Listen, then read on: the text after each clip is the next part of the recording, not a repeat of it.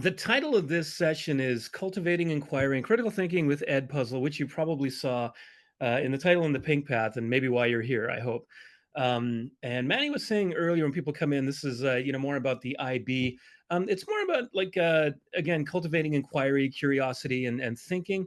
I have based it mostly on the IB because I've been an IB teacher for the last 14 or 15 years.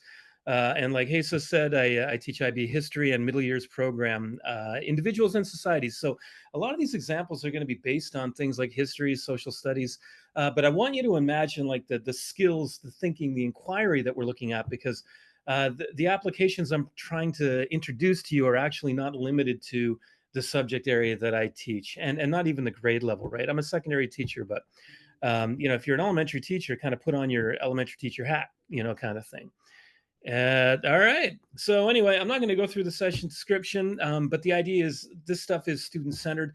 It really gets them thinking, right? It's active learning. They're thinking on their own, and we're trying to give them these experiences with Ed. Like we're talking about Edpuzzle and all this today, right? So we want these interactive experiences where they're not just passively looking at a video or doing a quiz or looking at slides. The new Edpuzzle, the logo I like, by the way, very much. The new logo.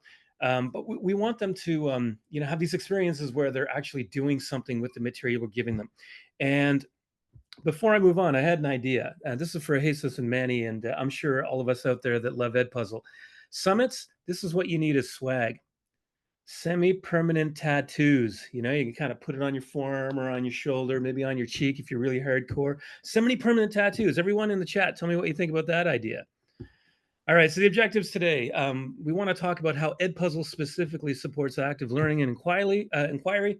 We want to align the ideas with curriculum goals and approaches to learning. I haven't done a great job in preparing this. It is summer, and I have a beautiful little 2-year-old, almost 2-year-old here at home, but we can talk about that. Ideas in the chat, please. If you have ideas or questions, get them in the chat. And we got Mela's ATLs, approaches to learning. I love my ATLs. And of course, we want to apply these strategies to student engagement, ownership, agency, thinking, curiosity, and that kind of thing. So my name is Nate Gilder. You actually heard about me. I'll share my social stuff with you a little bit later, or at the end of the session if you watch it later. So we're going to talk about, in the beginning, this is going to be just a little bit of chat about inquiry learning, critical thinking, getting your ideas really, a little bit about what the IB does, also the IGCSE, the International General Certificate of Education from England, because I think the IB and IGCSE kind of, they both do inquiry learning quite well. And remember, inquiry learning takes, many forms, right? The value of video and more. And when I say and more, I mean like the slides and the quizzes, and then some approaches with Edpuzzle. And that's going to be, that number 3 right there. That's going to be most of the stuff we're going to do. I'm going to show you probably about 7 or 8 ideas of how I'm using Edpuzzle. This was supposed to be a partner working with me in this session. So it's supposed to be a partner session. Might not last a full hour, but we'll wait and see. I want to keep it relevant for everybody. So quick chat activity. That's my little ninja. Very curious too, right? So I just want to get a peek, right? That's why I chose this photo. Thank you, Mel. Yeah, she kind of cute, isn't she? Take a moment to think about the link between inquiry and critical thinking. Think about what comes to mind, and if you're comfortable, post in the chat, right? Remember, there's no real right or wrong answer, unless your answer is like donuts, then okay, maybe you're not quite there. But uh, take a moment, think about it. What's that link between inquiry and critical thinking? Just type something in the chat, please, and I'll have a look. I'll give you about 30 seconds. I'm not putting up a timer. Learning through discovery and wonder. Kyla, thank you very much. Yep, absolutely. I love that, the wonder, right? Discovery. I love those words. Student ownership. Yep, phenomenon-based. Anne-Marie, that's a great comment. Phenomenon-based. Like things happen, right? The student-centered approach. That's right, Noel. Being curious. Well, I can't keep up with these people. You're great. I love this. Problem solving. Absolutely. And Mel says that too. Yeah, problem solving in a way, right? Because ooh, what's this? What's that? That's right. Yeah, it is. I could go through these forever. Question of student focused, absolutely. Exploratory and student owned. Yep. If you can articulate a question, then you were able to critically think. Ah, I love that. If you can articulate a question, because that's one of the first things we're going to do, but not quite yet. Making connections. Okay, folks, I could read through all these, but you can see each other's chat. Lovely responses. I love it. I got this from Lee Bevington. I put the link here, this graphic. I kind of like it. In the IB, they tend to focus on this idea of having an essential question, doing in depth inquiry, and then reflecting on it, right? And it's a cycle of this one, two, three. But what I like about this graphic is that we all agreed, based on your responses that we just had right there. Another one from Catherine looks good. Deeper critical thinking. That's right. It's student driven. Community sharing. That's one that maybe it popped up in the chat I didn't see, right? 21st century skills. This idea of student voice and choice, right? Their agency. And, I need to know these things, that curiosity. I love. So basically, together, we all got that. This is inquiry, right? And that's what I like about this particular graphic. Uh, and you can see the link where I got it there later on when we share the set. So when it comes to International Baccalaureate, the IB, and this goes for children in the primary years program all the way up to the diploma program, grade 1 right up to grade 12. um, and look at the second little bit here. I'm not You can read these on your own, so I'm not going to read them all. I'm sure you love it when your presenter reads to you. um, so it is a cycle of inquiry, cycle of action, cycle of reflection. And that action, of course, could be the investigation. It could be seeking help, which is, part of the investigative process. It could be writing. It could be drafting. It could be analyzing, right? It could be comparing sources and things like that. This approach is to teaching. Now, this is what I like about the IB is that they identify very clearly what the teacher needs to be doing and should be doing and what the students should be doing, right? And again, it's the emphasis placed on students finding their own information and constructing their own understandings, which people had put when I asked you, what's your idea of inquiry and critical thinking? Many of you wrote that. And this beautiful ATLs, approaches to learning, which, it's one of the foundations of everything we do in the IB. And I'm sure if you don't teach IB, it's a foundation of what you do too. These are areas such as, well, very dispositional, but also skill based. Skills like critical thinking, creative thinking, ethical thinking. That's certainly a disposition, right? Managing your time and things like that. If you're curious, what are approaches to learning? Check out the IBO. Maybe later on, I can put a couple of links in here. Now, I wanted to jump in and I don't teach IGCSE, and I haven't done that before. It's been taught in one of my schools. Excuse me, it's the morning, so we're having coffee. I'm in Atlanta, Canada. If you've ever been to Halifax, pop something in the chat and say, "Yeah, I've been there. I love Halifax," or hopefully it's "I love Halifax." Um, so, if you notice here, right? I didn't bold out these things here, but developing learner skills in creative thinking, inquiry, and problem solving. There were a number of you that wrote problem solving, right? And giving them the preparation for the next stage in education, right? For life, really, right?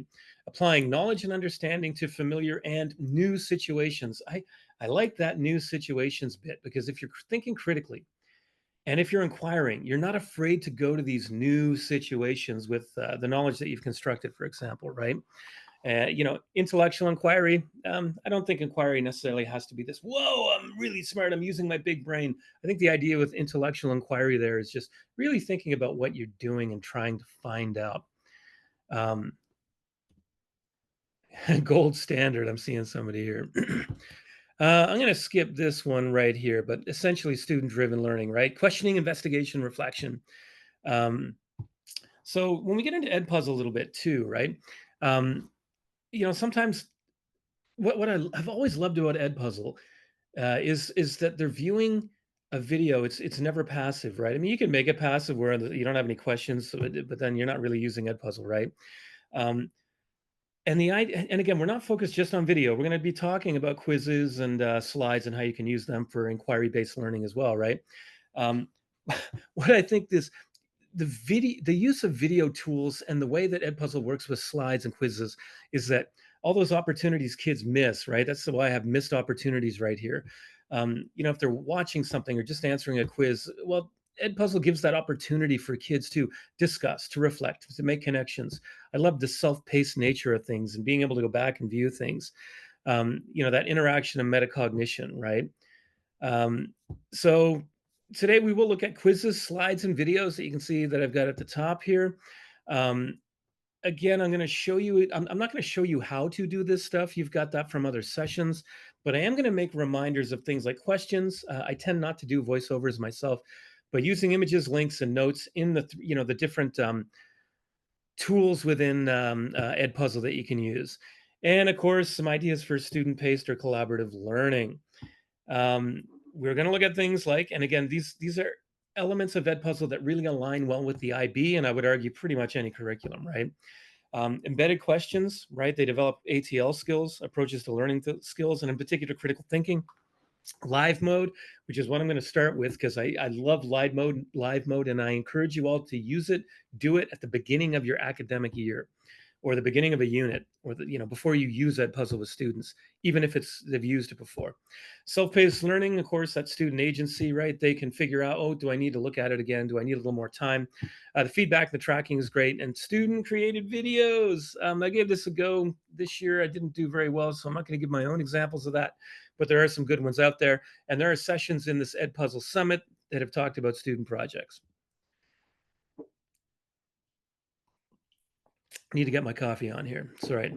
So when you're creating questions, okay, and this is the inquiry. I think one of the first, well, early on, we're going to talk about actually making good questions, right? And we have to teach students to create good questions. I mean, if you're using a video or you're giving a quiz, or if you're embedding questions into a slides presentation, you want to make sure your questions are really thoughtful, right? Um, in the IB, we have things called command terms like evaluate, justify, compare, analyze.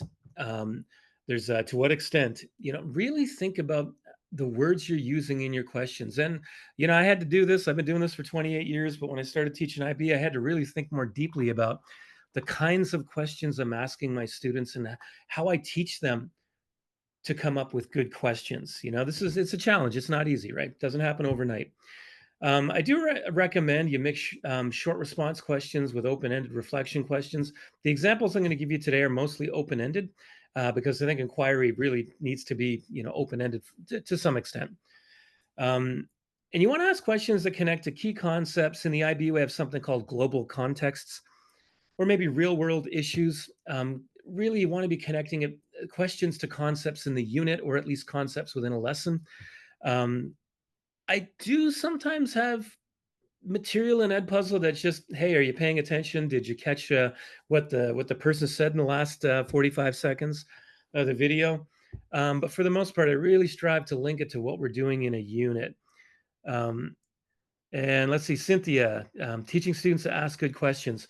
And yes, I will be sharing the slides. Well, that'll be Jesus or Manny or Maho. But yes, you'll get the slides. And yes, it's so important to ask students to teach good questions. And that's an important part of the IB, actually. Something I love about it is that we have to teach them actually how to come up with good questions. And it's across the board in every subject. So grade 11 and 12 history, for example, every student has to do, it's a 2-year course, the diploma program. And there's examples of this in the middle years program and the primary years program as well, but I'll go with the DP. And in history, for example, the internal assessment is a 2,200 word essay they investigate over several months, right? And it begins with a good question. So what's a good question? Well, if you don't teach them how to ask good questions, then how are they going to come up with a good investigation, right? So really questions are super, super important. Even in grade 10, I've got this very microscopic way of breaking down how to write a good question. And when you do that, that's not in this slide deck, but if people want to keep in touch with me, I can share some stuff I have. In fact, some of it's online on my YouTube channel, Social Studies Samurai. Personalized inquiry-based learning. I want to get moving on here. I know we're 20 minutes in now. Um, so you can differentiate, as you know, assigning different videos to students based on, whether they are interested or not. That's important for student agency. They're not going to want to inquire by looking at a video or doing a slide activity if they're not interested in the topic, right? Give them that choice. And again, there's a voice and choice. That's the second one. Creating challenging questions or challenge questions for students, some kind of extension activity. It's good to have those for the kids that finish a little bit early. I recommend too that last one. Whatever you're doing, start with an engaging prompt. If I'm doing video in Edpuzzle, for example, I always start with a note. All right, in this video, you're going to blah blah blah. I try to make it like uh, I don't want to say like appealing, but maybe that's what I'm trying to do. I want to entice them to the video. And again, student projects, check out some one or two of the other videos in the Edpuzzle Summit. Getting students to make their own videos, the projects. This is great for review. I tried this earlier in the year, towards the end of the year. Worked out to moderate success, but it's the first time I did it. So I've got an idea now of how I'm going to do it better next time. But if students create their own projects for review before exams or tests and things like that, I mean, kids listen to kids, before they're going to listen to adults, right? I mean, I'm a 52-year-old dude from Canada who lives in Japan. Let's see, Daniel, I'm seeing. Do you provide modeling and instruction on the revised Bloom's taxonomy and depth of knowledge to give students more understanding of the question generation process? I don't get into things like Bloom's taxonomy with them. I don't get them into that deeper philosophical or pedagogical, if you will, understanding of questions. We get, generally to, okay, what's your topic? Narrow it down, that kind of thing. I'm trying to meet students where they're at. I'm not saying that they can't handle that, time restraints and things like that, but it's a good point. And if you do that, actually share something with us in the chat, let us know. Anyway, students making stuff is always good. Now here's the next chat activity. Um, Crafting good questions. So here we go, right? I'm not even showing you what I'm doing in Edpuzzle right now because the questions we create when we use Edpuzzle, whether it's, videos, tests, whatever, it doesn't matter. We have to have good questions. So this is for us here. So I'm going to show you a visual on the slide. Then I want you to come up with one inquiry aligned question that think about like something you might be doing with your students early on in the year, right? And you can share it in the chat. Um, and yeah, thanks, Mike. Appreciate you keeping people up to speed here. All right, so here's my little ninja. That's a photo from Monday, earlier last week, watching our team's very first professional women's soccer game. And she's thinking about a question to ask. I love that photo. Um, so this is just one way you can look at crafting a good question. There's different ways to do it. So starting with your topic, narrow it down, then make the question. Find out if you can research it. Make it open ended, right? No yes, no answer questions, right? To what extent? Analyze, evaluate, and then refine it for keywords. Now, I'm not going to keep this up here because I want you to. I think it's the next one. Yeah, right. So I'm going to show you an image. Actually, this is what we're going to do. I'm going to show you an image, and I want you to come up with a question about it. That's an inquiry question. So you don't know what it is. So this is going to be a little bit difficult. Um, I will tell you what it is in a moment. But so looking at this, what question would you come up, or do you think you could come up with if you needed to find out about it? Okay. And thank you, Michelle. Yeah, I think my little girl's cute. Okay. I'm not telling you what this is. But you have an idea. I mean, you'll know what it is. I'm not telling you where it's from and when, but come up with a question. And Bella, thank you. Like these steps are amazing. Yep. And you know what? You'll find different like steps for creating a good question. Um, like do a Google search, find your curriculum guidelines that you have. I find curriculum guidelines are not always great when you want to get down to how do I teach kids to write a good question. Maybe later on, I'll pop in the chat like something from my own YouTube channel. I've got crafting a question video for my students. Okay, Gail has a question. Yes, they are teeth.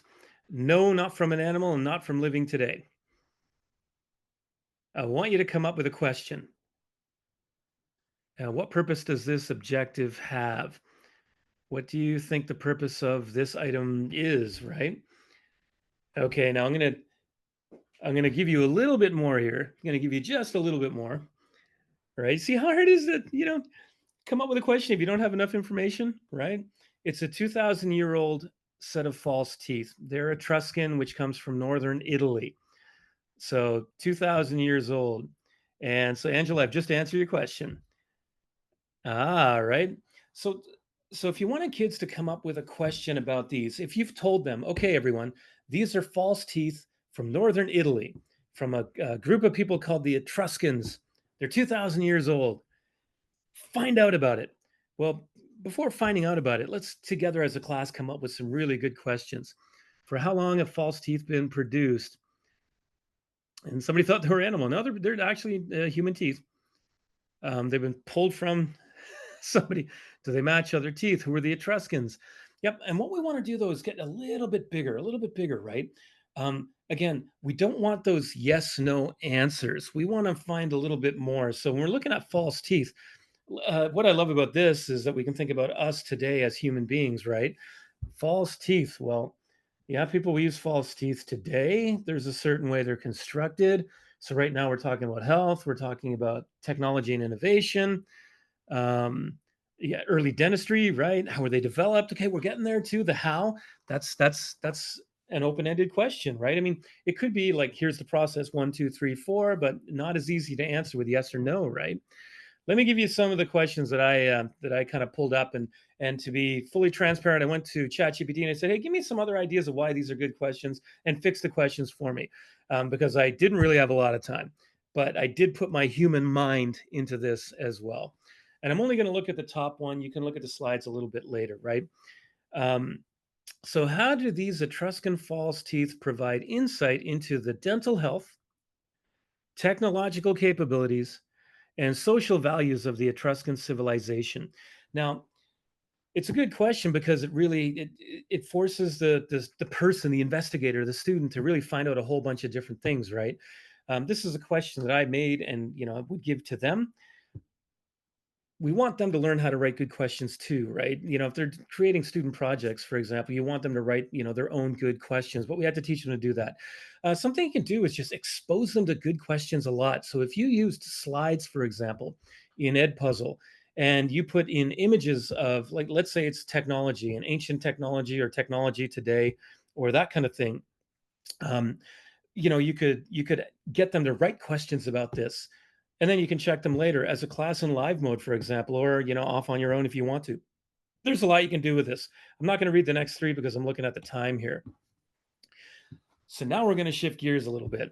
All right, so that's just a little thing about emphasizing the importance of good questions. Now I want to emphasize the value of live mode. Okay. I did this last year at the summit, so I'm going to go through this really quickly. And there is a live mode session here at the summit. Somebody wants me to go back to the slide on writing good questions. We're going to share that with you a little bit later, okay? Live mode, Cynthia, live mode never works in my school. Hey, maybe Mike or Jesus or Manny can address that. Talk to your IT administrators, though. There might be something with that because live mode's great. So basically, I'm not going to get into what is live mode other than it's where you're interacting with the students. They have their devices open. You've got yours projected on the screen, and then you can control the flow or the pace. And hey, from Ukraine, I've got a student in my history class from Ukraine. She's absolutely brilliant. Again, you can learn from another session on how live mode works.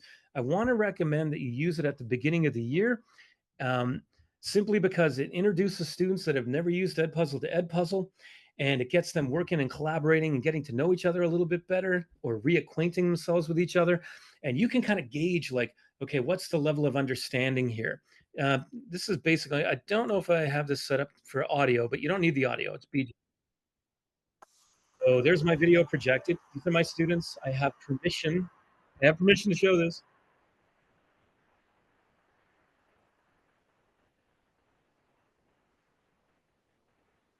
Okay, so essentially what I do with this is, in this case, I had them not using a worksheet, of course, because they're writing their response, but I had them think, I had them type their response, and then I had them discuss it with each other at their pod. And then we talked about it as a class because with live mode, the responses pop up, but they're anonymous. So I can pull out certain ideas, right? Let me just kind of pop ahead here. All right. So this is them having a chat.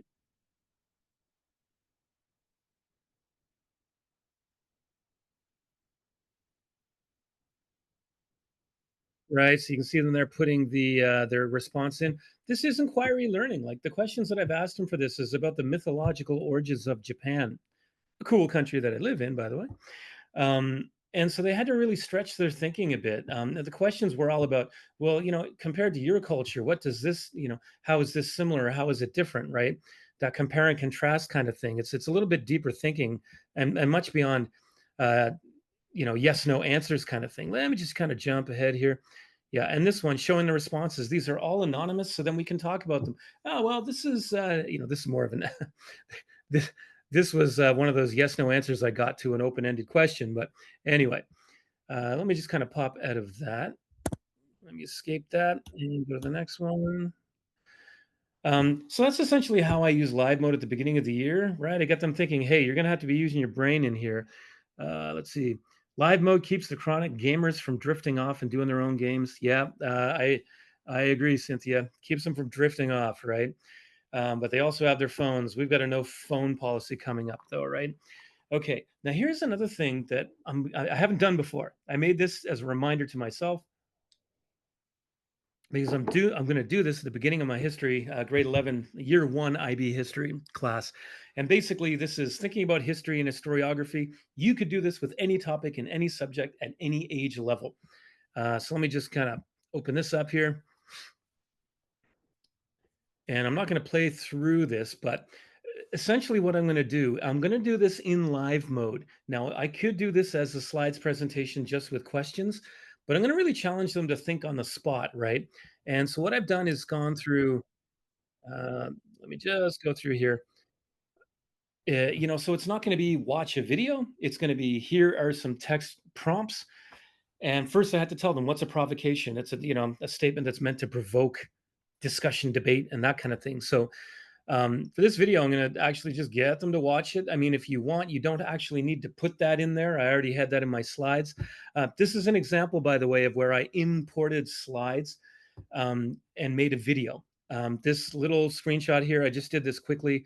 Normally, I'd take that little arrow right there. Let's pause it. I take that arrow and hide everything, but I just wanted to create this quickly because it's a new idea that I had. So instead of actually taking a video and doing live mode that way, I'm going to do live mode just with a slides presentation that I have, but I'm going to force them to write their answers and it's going to be timed. But then with live mode, I can project them all the responses anonymously. So when somebody inevitably says something that is maybe not offensive, but a little bit offside, let's see. Yes, that's right. Jesus, Meredith, yeah, as Jesus says, I can see the responses people give. So if there's something inappropriate, I do tell the students, like, hey, I can see who said what. Nobody else can. So if you're saying something inappropriate, I'm still going to come and say, hey, oh, that's not appropriate. So here's an example, right? It's more important to learn the history of your own nation than it is to learn world history. Um, I'm going to skip that though. But here's an example of where I'm going to take something I have in slides. And when I do this properly in the way that I'm going to do it for my students, I'll be more emphatic and energized. But basically, I'm going to take slides that I already had made. It took me, this is a simple version, but this took me about 5 minutes to create because I already had the slides. And notice it's really simple because I want them to focus on the thinking part, right? And just for your sake, what is thinking too? Heritage and history, they're different. Um, John Tosh, UK historian, he'll tell you that's what he'll tell you, and I kind of agree with him. I could use management tips on how to get a class of 34 high school students to sign in and join in live mode in a reasonable amount of time.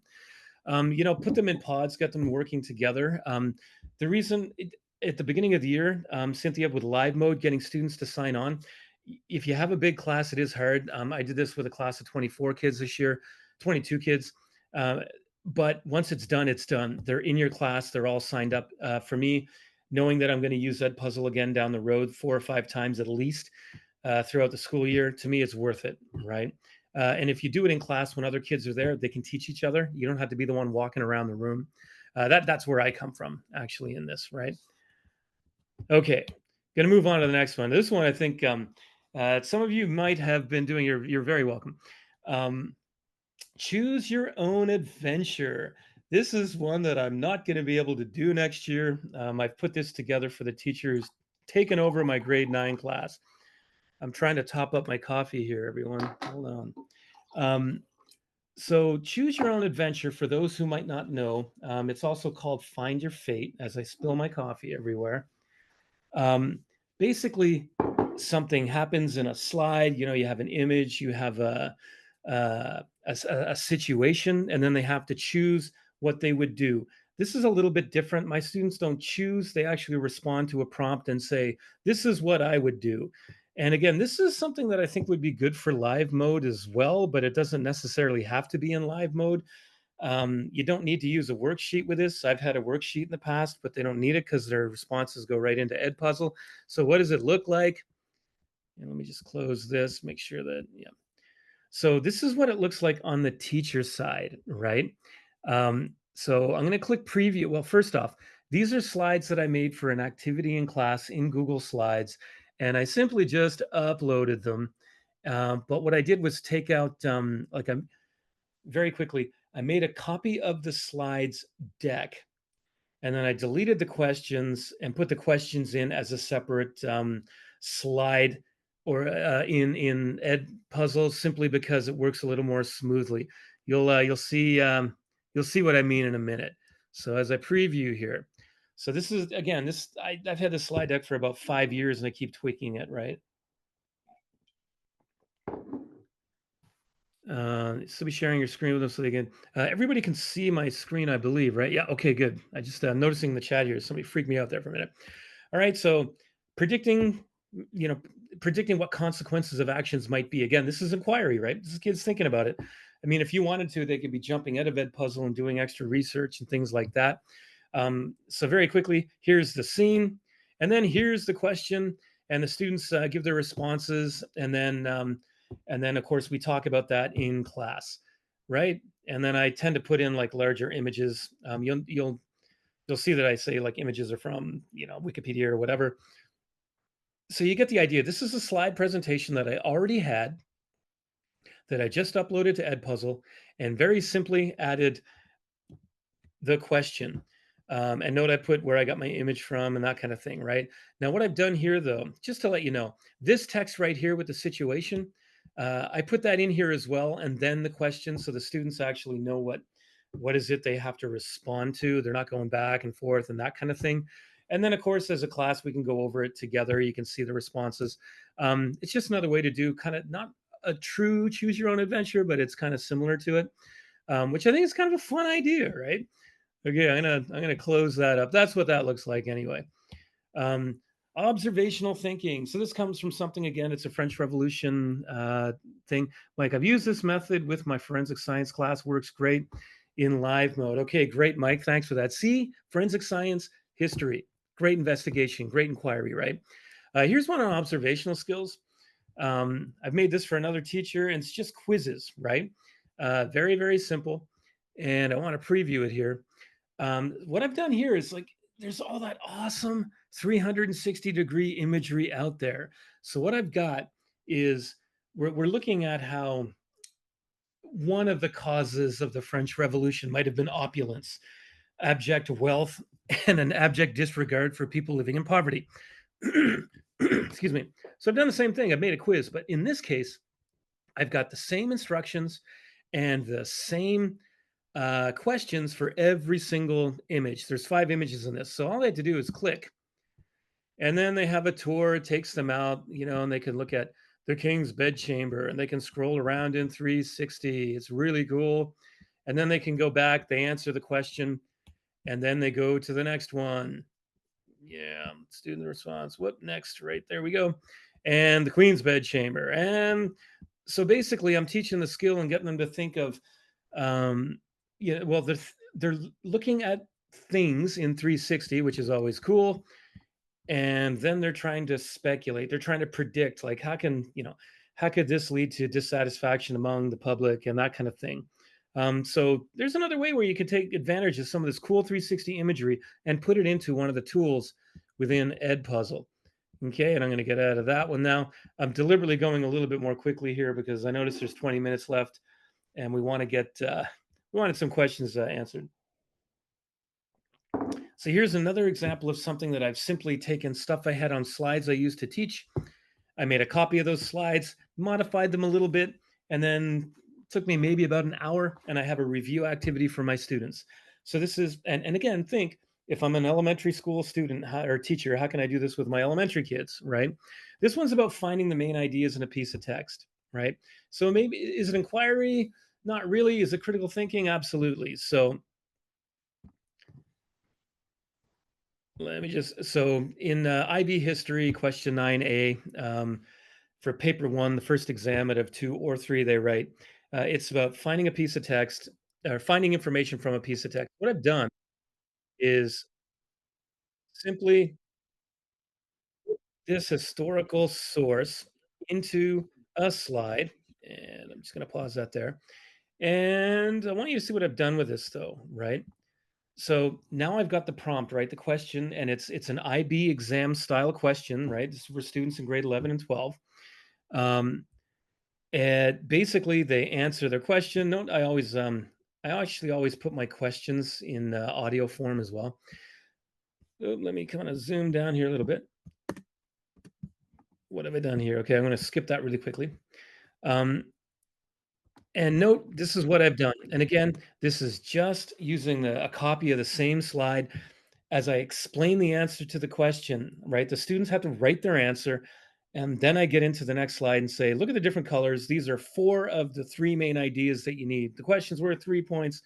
If you had three out of these four things, you've got the right answer. However, there's a certain way you need to write it, and notice how I've got my three main ideas that I've chosen in this response. Basically, this is good review for students. And in this case, I think I've put two samples in here. Yeah, and here's another one, a little bit longer. Same idea. So basically, though, this is a simple way of taking the slides that I have in my own teaching unit and turning it into a review activity for my students. And very quickly, I'm going to show you another one. And again, for the sake of time, I'm not going to go into this.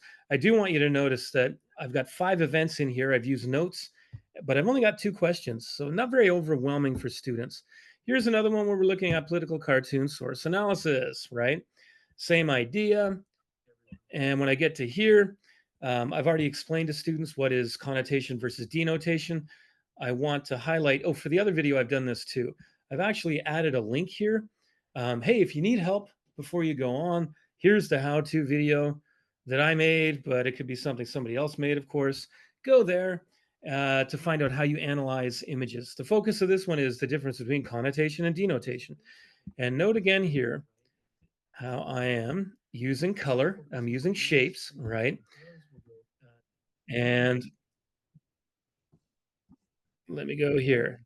So by the time the question comes up, the students have to, they've been taught what connotation and denotation is, or maybe they're reviewing, and there's a reminder right up here in the text. And then once they've written their answer and submitted it, I go, they can see me go over it with them as a class. Or sorry, in the video. You could do this as a class as well.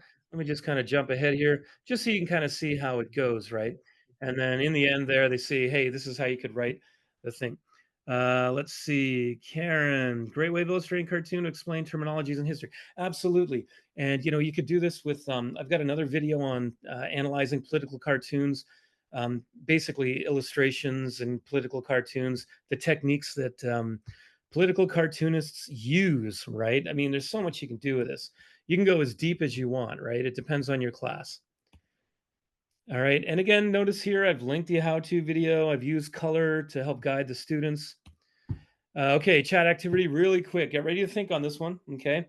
We're taking a little bit of a deeper dive here. Feel free to share in the chat, but you don't have to. I want you to think of a video. Let's see. Hold on. I think we're getting towards the end here. Um, I don't know. Jesus, do you think we've got 15 minutes left? I'm wondering. Oh, we have 5 minutes. We have 5 minutes. Okay, we're going to jump right to the Q&A, folks. But that's my little girl in the pool last summer. Um, we've been asked to have a couple of questions. So, I mean, let's think about this. Like, throw into the chat. What's a practical try it on Monday inquiry activity or approach that you're thinking about, right? From what you've seen today, is there something new you're going to do or something you've been thinking about? Or number two, how might you use features such as live mode slides, quizzes, projects for an upcoming class? All of these things I've showed you, they encourage, foster, arguably force students to use their mind and really think a little bit more deeply. It's not the yes, not the no. Again, you can do the content videos and that kind of thing as well. You could take a 20-minute video and throw something in there.